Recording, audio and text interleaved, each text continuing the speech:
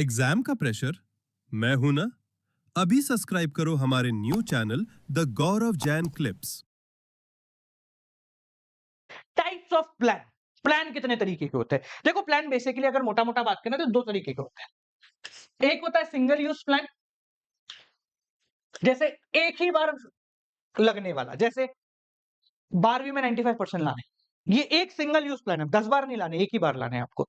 ठीक है। एक होता है स्टैंडिंग प्लान। स्टैंडिंग प्लान का मतलब, इस सिंगल यूज प्लान को अचीव करने के लिए, इस सिंगल यूज प्लान को अचीव करने के लिए आपको रोज कुछ प्लान लगेंगे, है ना। 95% लाने के लिए हमें रोज दिमाग लगाना पड़ेगा। तो ये होता है आपके स्टैंडिंग प्लान, जो लगातार हर रोज आते रहे, हर रोज हमें इन्हें देखना पड़े। ठीक है। तो अब इन्हीं की कैटेगरी के अंदर, मतलब सिंगल यूज इन्हीं में से कोई है, स्टैंडिंग भी इन्हीं में से कोई है। ठीक है। सबसे पहले टाइप ऑफ प्लान को पकड़ते हैं जो कहलाता है ऑब्जेक्टिव। अब देखिए, प्लान का मतलब है पहले से डिसाइड करना, बस इतना समझ लो। प्लान का मतलब है पहले से डिसाइड करना। तो अगर मैं ऑब्जेक्टिव की बात करूं, तो ऑब्जेक्टिव का मतलब होता है एंड रिजल्ट। अब एक चीज समझो, सर हमारे क्वेश्चन कैसे आएगा? आपको एक 3 लाइन का पैराग्राफ दे देंगे और पूछेंगे बताइए ये कौन सा प्लान है। फॉर एग्जाम्पल, राम लिमिटेड है जिसने सारे इंप्लॉइज को इकट्ठा करा और उन्हें बोला कि अगले 3 महीने में हमें 1 करोड़ रुपए की सेल करनी। ये कौन सा प्लान है? तो जनाब ये ऑब्जेक्टिव है, क्योंकि हमने क्या करा है, हमने एक एंड रिजल्ट की तरफ आगे बढ़ाया है अपने काम को। तो ये क्या है? ये हमारा ऑब्जेक्टिव है। क्लियर हो गया? अगला स्ट्रैटेजी। देखिए, आज हम यहां हैं, कल हमें यहां होना है, ये है हमारा ऑब्जेक्टिव। और इस ऑब्जेक्टिव को पूरा करने के लिए यहां से यहां तक क्या करें? 95% लाने हैं, ऑब्जेक्टिव हो गया। हर महीने क्या करना है? ये क्या हो गया? हमारी स्ट्रैटेजी। क्या हो गई हमारी ये?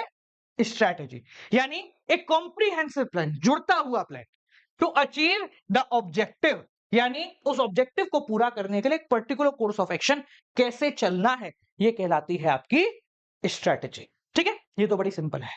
तीसरी, पॉलिसी। पॉलिसी का मतलब general response of the organisation to particular situation. एक पर्टिकुलर सिचुएशन में हम कैसा जवाब देंगे। अगर आप ही के बोर्ड एग्जाम की बात करूं, तो भाई कोई मुझसे पार्टी में जाने की बोलेगा तो मैं साफ मना कर दूं, no party till board exam. ये क्या है? ये मेरी पॉलिसी है। सेम गोज, आपने दुकान के बाहर लगा हुआ देखा होगा, no credit policy. No credit policy, कोई उधार हम आपको नहीं देंगे।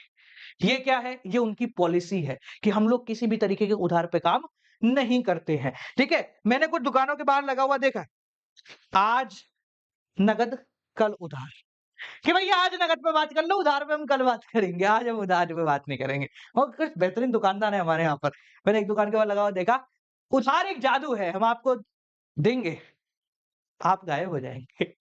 ठीक है। तो ये क्या है? No credit policy. एक जनरल, एक पर्टिकुलर सिचुएशन में भाई हम कैसे रिएक्ट करें। भाई ऐसा हो जाता है, मैं क्या बोलूंगा, मैं तो यही बोलूंगा, मेरे को कुछ नहीं पता।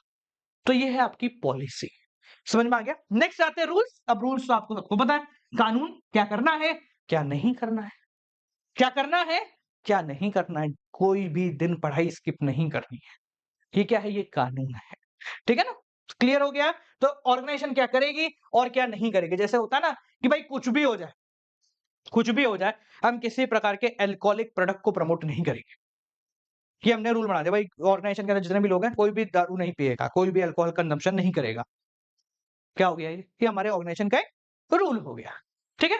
चलिए, अगला आता है मेथड। मेथड किसको कहते हैं? मेथड होता है रोज के काम करने के तरीके को।